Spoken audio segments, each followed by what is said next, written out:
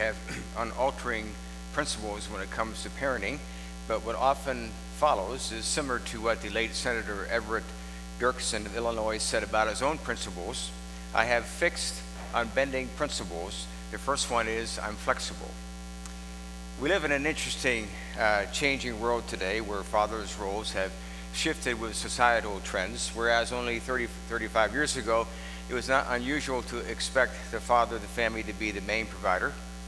But young women, ages 18 to 34, according to a Pew Research study several weeks ago, surpass young men in saying that achieving success in a high-paying career or profession is important in their lives. 30 years ago, the opposite was true. More young men considered to be more important than young women. Pew Research calls it a gender reversal on career aspirations. Women today in the age category of 18 to 24 also surpass men in the same category in both college enrollment and completion. But the survey also says that though women are increasingly focused on career, both men and women say being a good parent and having a good marriage are more important than having a successful career. What does all this say about fatherhood on Father's Day? It says that even though expectations and roles for fathers have dramatically changed, fathers continue to have great impact on their children in father-like figures, as one would expect.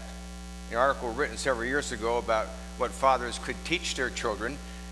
Some of the lighter lessons included speak in public or build a fire, cook stuff over the fire, carve a turkey, camp out, pitch a tent, light a grill, play an instrument, play individual or two-person or team sports, shake a hand, a strong shake, look them in the eye, jump start a car, iron a shirt. I missed that class. I think my father did too, and I think my son did too.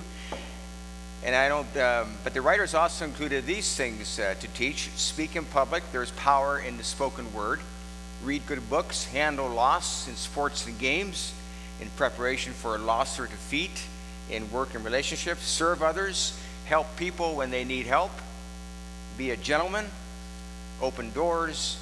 Stand when a person approaches.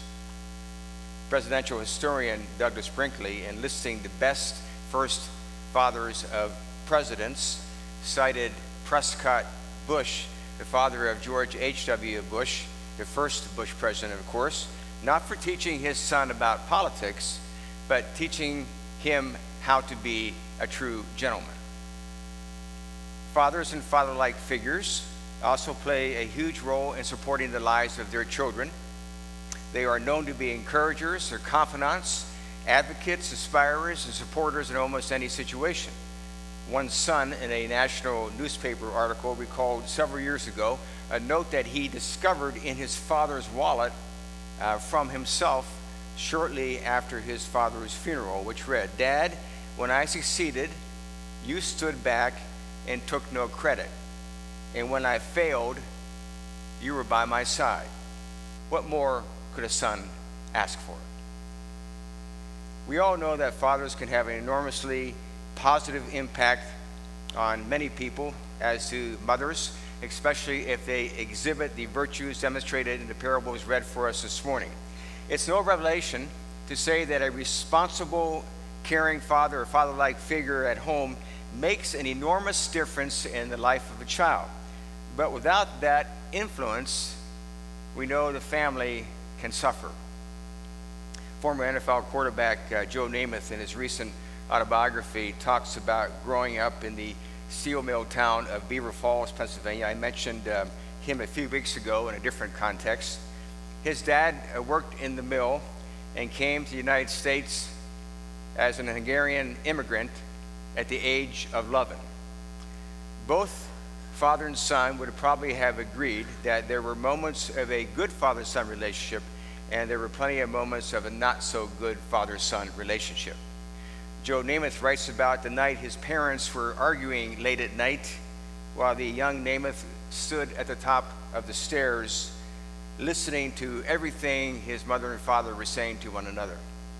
When he heard his father say, "All right, then I'll leave. The young Namath yelled to his father, please don't leave. Just then his mother and father rushed to the top of the stairs with his mother kissing the young Namath's forehead and saying, it's okay, Joey, it's okay. Then his father saying, I'm not going anywhere. Unfortunately, he did end up leaving later on.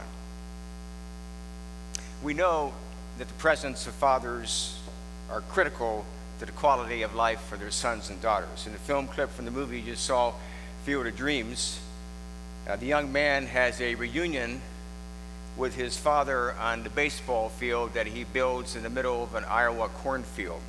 In the beginning of the movie, he hears a call from above saying, build it, and he will come. Meaning his father, who has already died, will come back and will appear to restore the broken relationship between father and son. Heaven equals, in that case, repair and reconciliation and restoration of a father-son relationship. Many of you have heard this parable before, but I like the way it relates to fatherhood. We heard this morning read by Fred, the vineyard owner and the workers who showed up at different hours of the day for work, but were all paid the same wages. But for the purpose of the sermon, let's imagine that the vineyard owner was a father, and therefore the example of mercy and generosity that he sets for his own children. We have a lot of things going on in this parable. First, the owner seems to break from convention by deciding to pay everybody the same wage at the end of the day, even though they didn't work the same amount of hours. Mainly, it seems, because he's looking out for the guy who perhaps needs the money, probably to support his family. And with that decision comes the risk of offending the workers who were there all day and unable to understand why the guy that started at 3 p.m. in the afternoon and I started at 6 a.m. in the morning, why are we getting paid the same wages? I don't doubt that many today would take issue with the vineyard owner's decision, considering it unjust and unfair.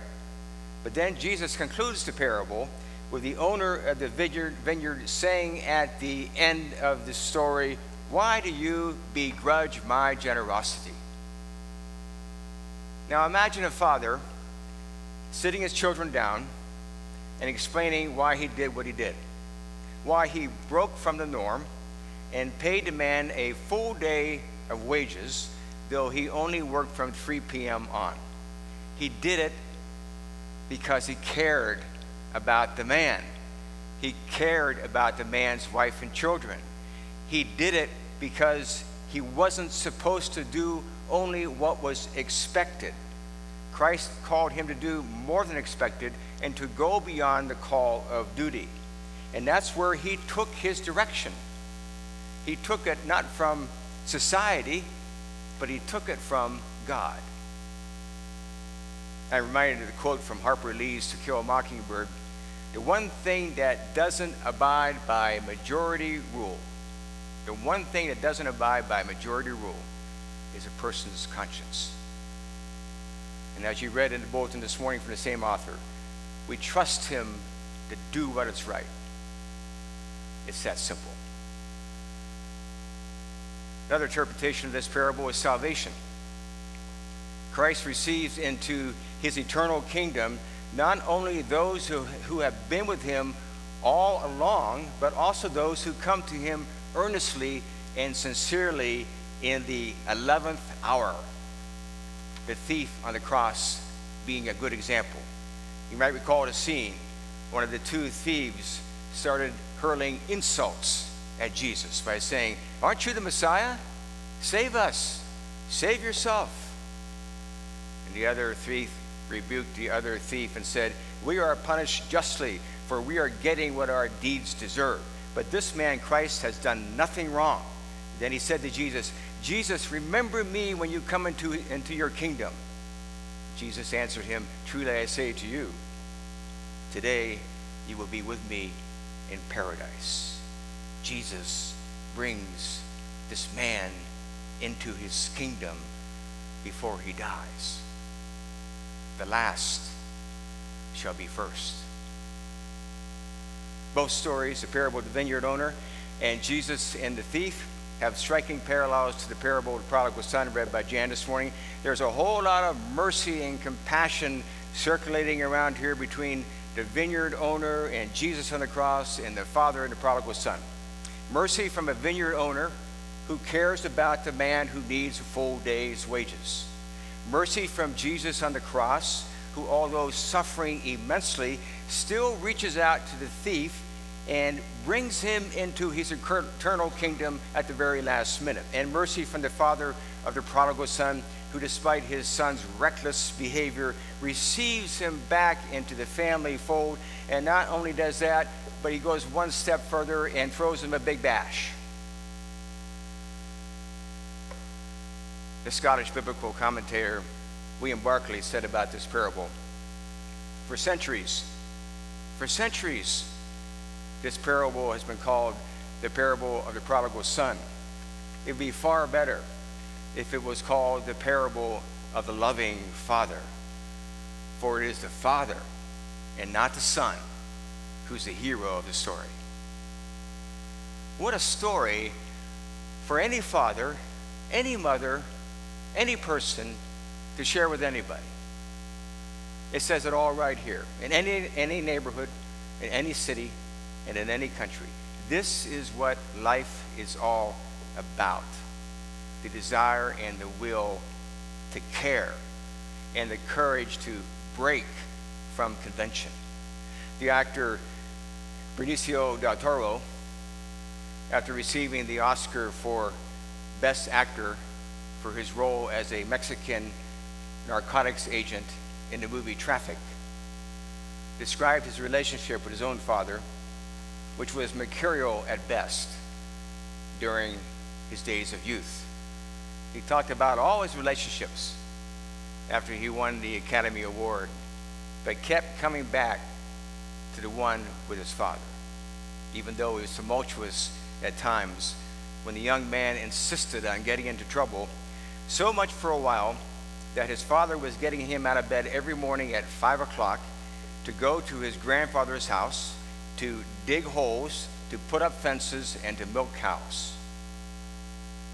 But he would later say, my father was a father in every sense, with his lessons in morality and manhood. When I won the Academy Award, he said, my father told me how proud he was. As much as winning an Oscar meant to me, my father's words meant more. You know, in this day and age of competing philosophies and ideologies and multiple distractions in the form of technology and overloaded calendars and appointments here and there and everywhere, it's rather refreshing, I feel, to come together as a church community on Sunday morning and remind ourselves of the eternal values represented in fatherhood, and listen again to those parables of generosity, forgiveness, and support, and doing what is the right thing to do. It's fatherhood at its best. It's living at its best. Mark Shriver, the son of Sergeant Shriver, the founder and first director of the Peace Corps, and the brother-in-law of President Kennedy, wrote an article called Lessons of Love. He said, many of us who have lost fathers keep relics to remind us of them. I carry an old briefcase in which I keep a copy of a letter from my dad. He wrote me almost every day when I was in high school and when I was in college until Alzheimer's robbed him of his ability to write. The note inside was penned the night before my high school graduation. He didn't encourage me to work hard in college or tell me that all my dreams would come true. No, it was a simple love note. Happy graduation day, Mark, and congratulations. Always remember that you are a uniquely, infinitely valuable person. Your mother and I love you. So do your brothers and sisters and friends.